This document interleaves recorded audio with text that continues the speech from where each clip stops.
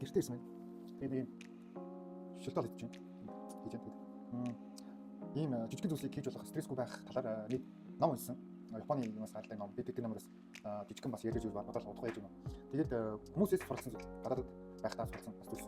Тэгээд юм хийж байгаа хажуугаар бас ингэж орж ирээд гутлаа гэж байгаа. Энэ бас аюу стрессийг бас бууруулна. Угаасаа өдөржингөө одоо өмссөн таны одоо хөлийг айгу гоё явуулсан юм чинь бас шагнаад бас маргааш өмсөх юм чинь гоё цэвэрхэн зэгцтэй байвал бас гоё солонгос юмас зүгээр юм цацаад гутлаач гэдэг.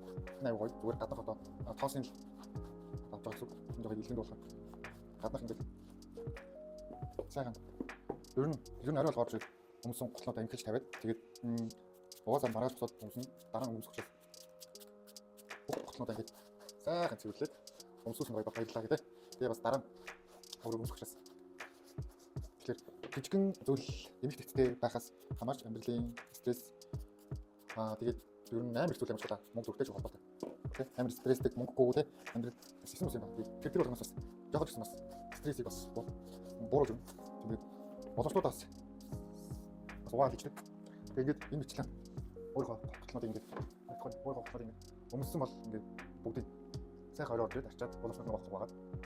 Тэгээд ингээд өмсдөг. Тэгэхээр бас хэрэгжүүлж болох жижигэн зүйлс шүү. Бүгд амжилт